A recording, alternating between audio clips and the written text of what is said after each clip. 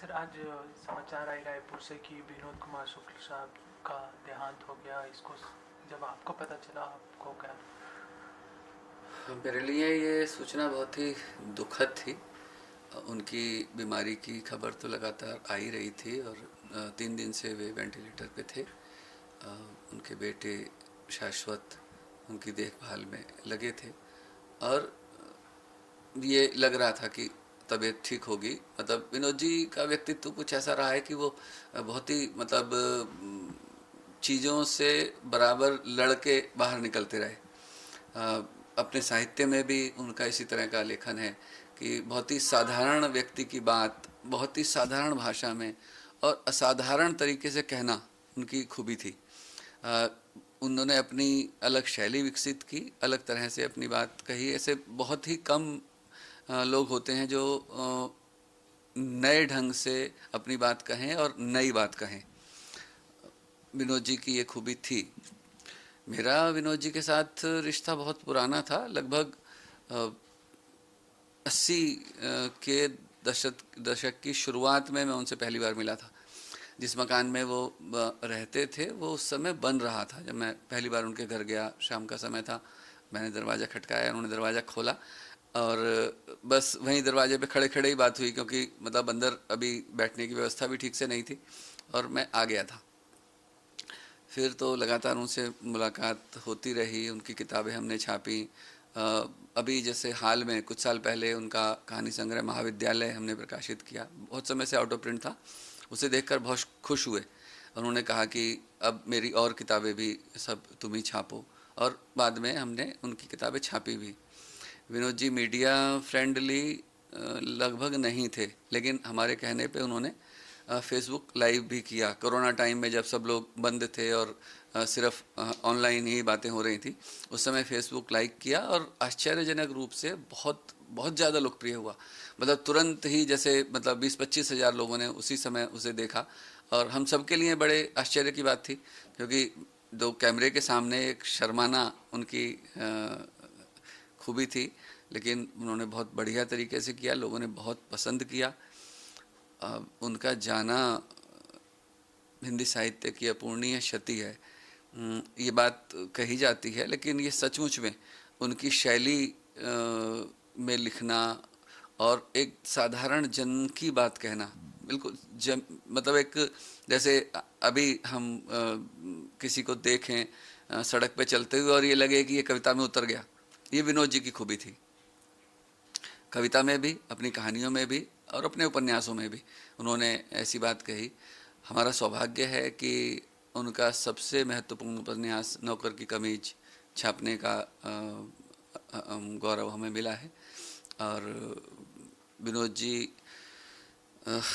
का जाना, शायद हम ये भी कह सकते हैं कि वो विनोद जी का शरीर अब ये नहीं है, लेकिन अपनी साहित्य में, अपनी रचनाओं में, हमारी यादों में विनोद जी हमेशा रहेंगे। सर आपके कोई ऐसे मोमेंट्स हो जो आप शेयर करना चाहें, जो आपके अभी भी दिमाग में चल रहा हो?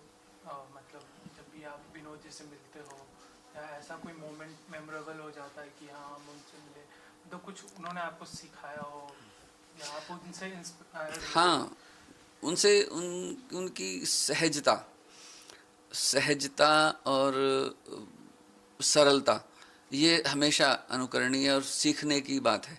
कभी भी उनके किसी भी मूवमेंट में, किसी भी बातचीत के दौर में या लेखन में भी बनावटी कहीं कुछ नहीं है। वो जो कुछ भी है बहुत सहज है। और उनकी शैली, बात करने की शैली भी, लेखन की शैली भी, वो एक अपने जीते जी वो एक कल्ट बन गए थे। एक प्रतीक साधारणता का, साधारण जन का, साधारण भाषा का। बहुत बड़ी खूबी है ये, और इसे जीवन भर निभाया उन्होंने। इसी इसी तरह से रहे। सर आप कौन सी 3 किताब है जो जैसे मेरे जैसे जेनजी हो या फिर और भी मिलेनियन जो भी हम वर्ड यूज़ करते हैं जनरेशन के लिए, तो वो 3 किताबें उनकी पढ़नी चाहिए? मैं कहूँगा कि उनका उपन्यास नौकर की कमीज जरूर पढ़ना चाहिए। उनका दूसरा उपन्यास झोंपड़ी वाली लड़की पढ़ना चाहिए, और कविताएं उनकी, सब कुछ होना बचा रहेगा, ये हमें ज़रूर देखनी चाहिए किताबें। और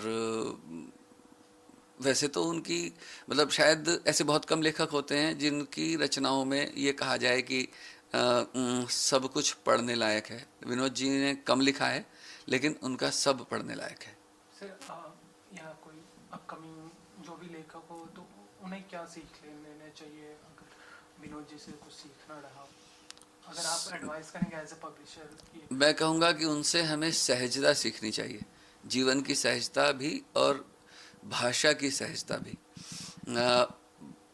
बड़ी बड़ी बात एक बड़े मतलब बहुत ही कठिन शब्दों में या कठिन भाषा में कह देना आसान है, लेकिन साधारण भाषा में अपनी बात को सफाई के साथ कहना, स्पष्टता के साथ कहना बहुत मुश्किल है। और ऐसी भाषा जिसे हर कोई समझ सके, तो उनकी भाषा में शायद ऐसे शब्द नहीं मिलेंगे जो जिसके लिए कोई कहे कि ये कठिन है, इसके लिए मुझे पूछना पड़ेगा या डिक्शनरी देखनी पड़ेगी। कहीं ऐसा नहीं है, बहुत सहज भाषा में सहज तरीके से कही गई सारी बातें, साधारण आदमी की छोटी छोटी जीवन की छोटी छोटी घटनाएं, छोटी छोटी बातें बहुत सहजता से।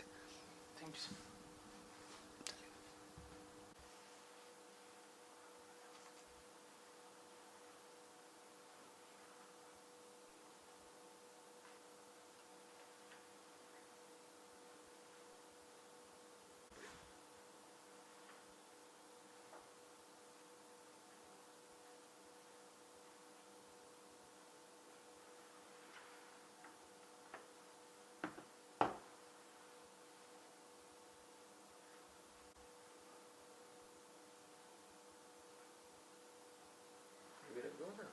हाँ।